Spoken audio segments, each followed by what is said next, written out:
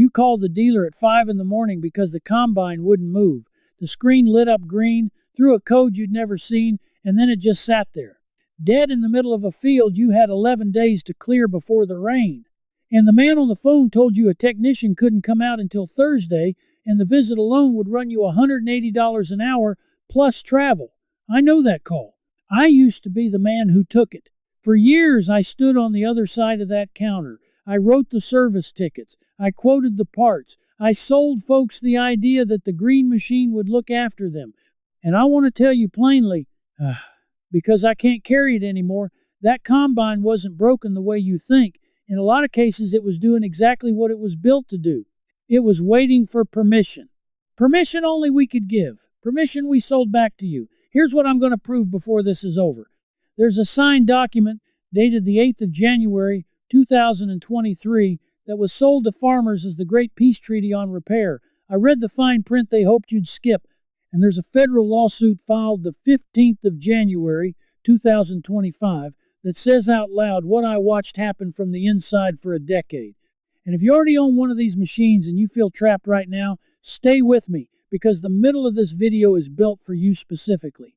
This isn't only for the man shopping for his next tractor. This is for the iron already sitting in your shed. I remember the exact morning it broke me. A wheat grower named, I'll keep his name to myself, but I can still see his hands drove 90 minutes to our counter holding a sensor the size of a coffee cup. He'd already found the part online for the price of a nice dinner. He just needed us to tell the machine the new part was allowed. And I had to look at him and say the software wouldn't accept it unless we plugged in our tool and charged him for the visit. He didn't yell. He just went quiet. That quiet is why I left. So let me pull back the first layer, because it starts with something that looks almost innocent. It starts with a tool called Service Advisor. For most of my time behind that counter, the whole game came down to one laptop program. We called it Service Advisor. It's the dealer diagnostic software, and it does the thing every farmer used to do himself with a wrench and a manual. It reads the codes.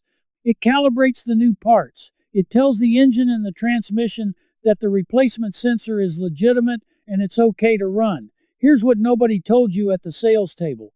On the newer machines, a huge share of repairs aren't finished until that software says they're finished. You can bolt the part on perfectly, you can do everything right with your own two hands, and the machine will still sit there dead, throwing a code until somebody with the dealer tool clears it. That's not a mechanical limit, that's a lock, a deliberate one. And for years, the official position was that farmers simply could not have that tool. Not for sale, not at any price. Independent shops couldn't get a real copy either. It lived on our laptops, behind our subscription, inside our building, which meant every calibration, every clearance, every little digital handshake had to route back through us, and every route through us had a price. Now think about what that does to the math of owning a machine. The United States Public Interest Research Group, that's a consumer research outfit, not some fringe blog, dug into this and reported that repair restrictions like these were costing American farmers real money in delays and forced dealer visits, and that a huge slice of a dealership's profit doesn't come from selling you the tractor at all, it comes from the years afterward. Parts, service, the calibrations only we could perform.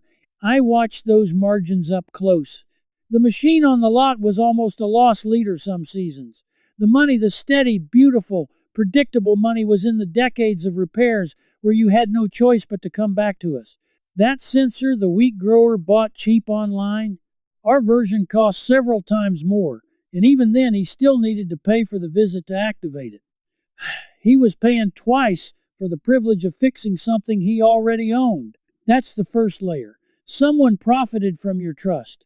And at that point, honestly, I told myself it was just business. Everybody's got to make a living. Dealers have overhead. I believed that for a long time.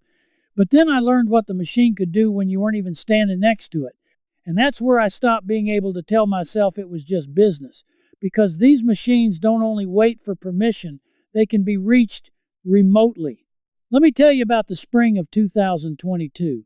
And a story most farmers in this country never heard connected the way I'm about to connect it. When the war broke out in Ukraine, there was looting of farm equipment.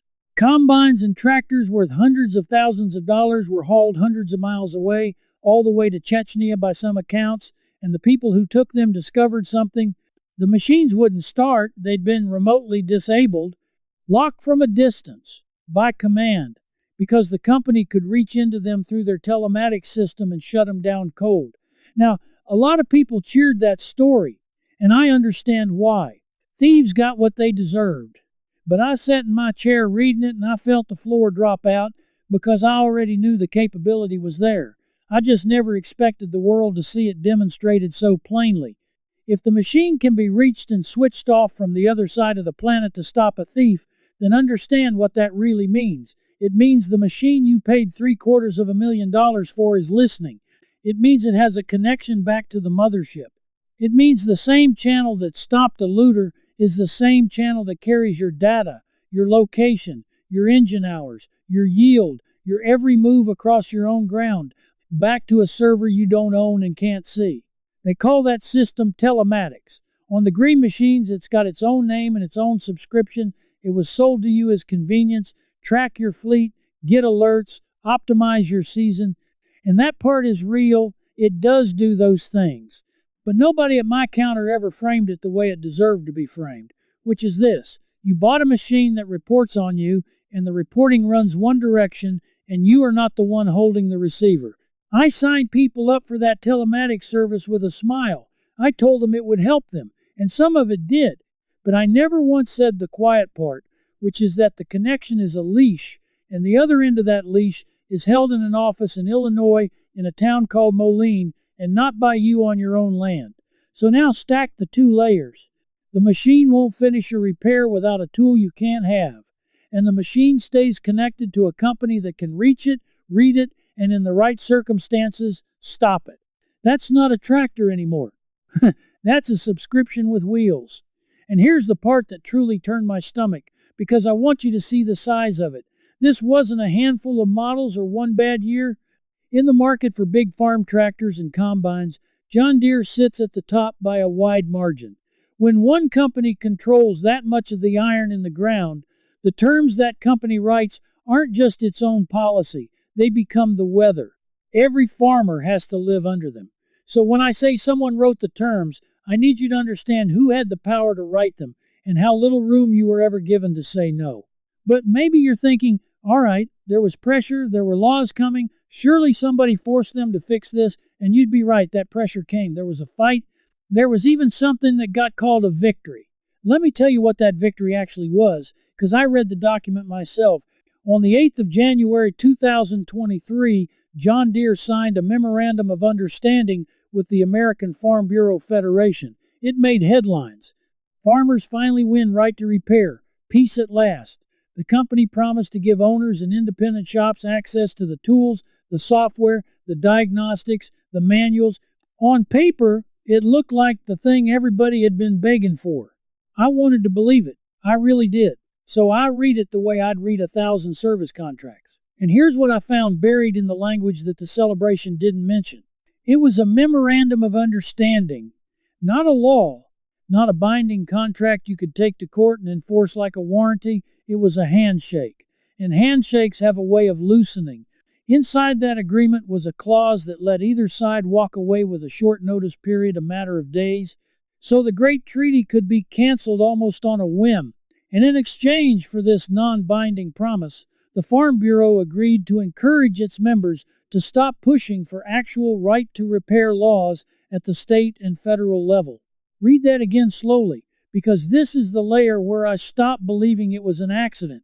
The company offered a promise it could break in days, and in return, it asked the biggest farm organization in the country to help take the pressure off the one thing that could have forced real change, the law. They didn't just profit from your trust.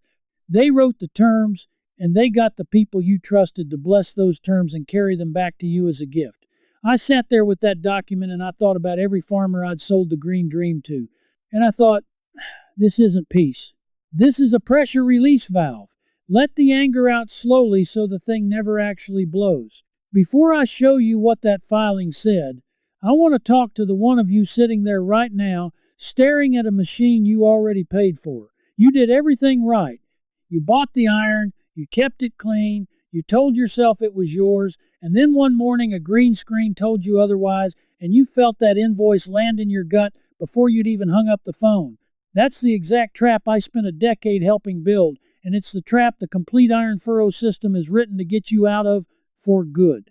It lays out the ownership myth in plain words, what that agreement you signed actually lets Deere control, and then it hands you 5 real cash recovery routes, ranked by return and by the honest effort each one takes. It gives you a 12-month field map, straight from the shock of that first invoice to the day you're running independent, and it tells you the truth about what year one freedom really looks like, not the fantasy version. Every volume stands on its own as an action plan, and together the 3 of them are the full field manual. You don't have to take my word for any of it. Tonight, before you sleep, pull up your machine's service manual, find one fault code, and see for yourself how many of your last repairs were a sensor and a calibration and not a catastrophe at all. That one check will tell you everything. The fastest way to get the books is to scan the QR code right there on your screen, or go to the link in the description or the pinned comment. And here's why now and not next season. That dealer bill isn't a one-time hit. It's a cost that's already running against you every year you stay locked in. So the sooner you map the exit, the more you keep. Now let me show you the day the government finally admitted, in writing, exactly what I watched from behind that counter. And I wasn't the only one who saw it that way. Because 2 years later, the government came to the same conclusion, and they put it in a lawsuit. On the 15th of January, 2025, the Federal Trade Commission, joined by the Attorneys General of Illinois and Minnesota, filed suit against John Deere. The complaint laid out, in official language, the thing I'd watched from behind the counter for years. It alleged that the company drove farmers into a repair system where the dealer network held the tools, where owners and independent mechanics were shut out of the software they needed, and where that structure let the whole network charge more and make farmers wait longer. It described exactly the trap, a federal agency on the record calling it what it was. Now, the company pushed back and called the suit meritless, and the legal fight will grind on the way these things do. But you don't need a verdict to understand what the filing itself tells you. When the Federal Trade Commission in 2 states put their names on a complaint that says your repair bill was engineered, that's not a forum rumor anymore. That's buried evidence dragged into daylight. And there was a state that didn't wait for any of it. Colorado. In 2023, Colorado passed the first agricultural right to repair law in the nation. The governor signed it on the 25th of April, and it took effect the 1st of January 2024. It required manufacturers to give farmers and independent shops the same tools, parts, software, and documentation the dealers get. One state drew a line in the ground and said, the man who owns the machine gets to fix the machine. So here's where we are. The scheme is real enough that the government sued over it. The fix is real enough that a state made it law. But I know exactly what most of you are thinking right now because I heard it 1,000 times across that counter. You're thinking, that's fine for Colorado, and that's fine for the man buying his next combine. But I already own mine. I'm already locked in. This video's too late for me. Stop. That's the part they count on you believing. So this next stretch is for you, the man or woman who's already got the machine in the shed and feels the door already shut. I'm going to give you real steps, the kind I'd have whispered to my own brother, not the sales counter version. First step, find out what your machine actually needs before you ever call the dealer. A huge number of the failures I saw come across our lot weren't catastrophic. They were sensors, connectors, a calibration, a code that needed clearing. Get yourself the technical service manual for your exact model, not the operator's booklet in the glove box, the real service manual, and learn to read your own fault codes. That knowledge alone changes every conversation. When you know it's a $40 sensor and a calibration, you stop being at the mercy of a man who's hoping you don't know. Second step, understand that the diagnostic tools are not as far out of reach as they were when I started. The dealer software that used to live only on our laptops has leaked into the wider world. Independent operators trade access. There are aftermarket diagnostic tools and adapters now built specifically for agricultural equipment, sold openly, that let you read and clear a great many of the codes that used to force a service call. The wall isn't solid anymore. It's got holes in it, and every year there are more. Third step, and this is the one the industry hated most. Around 2022, reporting came out. Jason Kubler at Motherboard documented it that farmers were buying jailbreak firmware for their John Deere equipment, much of it originating out of Eastern Europe and Ukraine, to unlock their own machines and bypass the software that grounded them. Think about that. American farmers were reaching halfway around the world to get back control of tractors sitting in Iowa and Nebraska. That's how badly the lock was resented, and that's how possible the workaround turned out to be. I'm not telling you to gamble your warranty on strange code. I'm telling you the machine can be freed, and people are freeing it, and you are not as trapped as they need you to feel. Fourth step, and this one costs nothing but a phone call. If you're in a state with a right to repair law, or one that's moving toward one, you can formally request the tools and documentation, and you can lean on that law when the dealer stalls. And if you're not in one of those states yet, you can call your state representative and tell them Colorado already did it and the sky didn't fall. That's not activism for the sake of it. That's you widening the hole in the wall for the next man. Do you feel that? That's the feeling of the leash going slack. You are not the prisoner of that green screen. You just weren't handed the key, so you assumed there wasn't one. But keeping your current machine running is only half of getting free. Because the real question, the one I chewed on for a year before I quit, is this. When it finally comes time to spend real money again, how do you buy iron that can never do this to you in the first place? And that answer is the thing I most wanted to tell you tonight. It's the thing I saw in the numbers before I ever admitted it out loud. Go look at the auction data. Machinery Pete has tracked farm equipment sale prices for decades, and if you watch the results at farm auctions across the Midwest, you'll see something that makes no sense on the surface. Tractors built in the late 1970s and the 1980s, mechanical machines, pre-computer, pre-emissions, pre-telematics, have been selling for as much as, and sometimes more than, they cost brand new. I watched clean examples of the old mechanical workhorses cross the block for figures that stunned the young guys standing next to me. The kids couldn't understand it. Why would a grown man pay top dollar for a 40-year-old tractor when there's a shiny new one on the lot with a heated seat and a touchscreen? I understood it completely. Those farmers weren't buying nostalgia. They were buying freedom. A mechanical machine from before the software era has no code to lock, no calibration to buy back, no telematics leash running to Moline, no dealer standing between a man and his own field on a Thursday. If it breaks, you fix it. In your shed, with parts you can get anywhere, and you go back to work.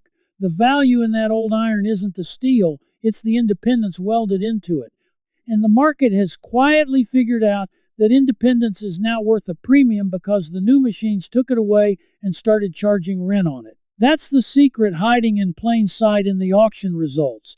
The most valuable feature on a farm tractor in this country right now isn't horsepower or a fancy cab, it's the absence of a lock. And you can act on that this week. Before you ever sign for another $250,000 payment plan, go look at what the pre-emissions mechanical machines are doing at auction and ask yourself whether you'd rather own a tool outright or rent a computer with tires for the next 20 years. And it's not only old iron. This is exactly why so many owners are drifting toward the simpler, more repairable machines, the compact and utility tractors from makers who never built their business on grounding you, and the European and independent brands that let you into the machine instead of locking you out. The trend I watched start as a trickle is now a current. People are voting with their checkbooks for iron they're allowed to own. Here's the hero's journey truth of the whole thing. The option to own your machine fully and forever never disappeared. It got buried under touchscreens, under subscriptions, under a memorandum of understanding dressed up as a gift, but a handful of stubborn farmers and a couple of reporters and one state legislature and finally a federal agency kept the alternative alive, and now you've got it too. The old iron in the auction lot and the independent machine on the far side of the dealership aren't a step backward, they're the exit that was there the whole time. So let me tell you what I actually walked away with, after all those years of writing tickets I'm not proud of.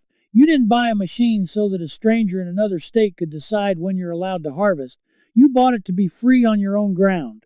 And that freedom was never really gone. It was just moved behind a counter, priced by the hour, and sold back to you one calibration at a time. Now you know where the door is. You're the kind of owner who was raised to believe that when you pay for a thing, it's yours, down to the last bolt. That instinct isn't old-fashioned. It's the exact thing they were betting you'd forget. Don't. Now I want to hear from you, and I want you to actually do this, because this crowd reads and stays quiet, and tonight I need you to speak. Tell me the single worst repair invoice you've ever been handed for a machine you already owned outright. Give me the number and give me the reason they wrote on it. And tell me what color your iron is and what county you're watching from. Drop it in the comments right now. I read them, and so do a lot of folks standing exactly where you're standing. If any of this landed, subscribe and stand with the rest of us who are done renting what we already paid for. This isn't about a channel. It's about a shed full of owners taking their iron back, one freed machine at a time. And next time, I'm going to open up the telematics data itself, what your machine has been quietly sending back, who's allowed to read it, and how to find out exactly what leaves your field before you ever knew it was gone. Keep your wrench close. The key was always yours. Before you go, if this video helped, there's a deeper version waiting for our members. You can ask me your own question and a real person answers, and you'll be among thousands of folks just like you. Point your phone's camera at the code on screen. It takes less than a minute and you can cancel any time, no risk. Now, if those combines surprise you, wait until you see what's happening with balers. The same fight is spreading, and it could change how you buy your next machine. That story starts right here.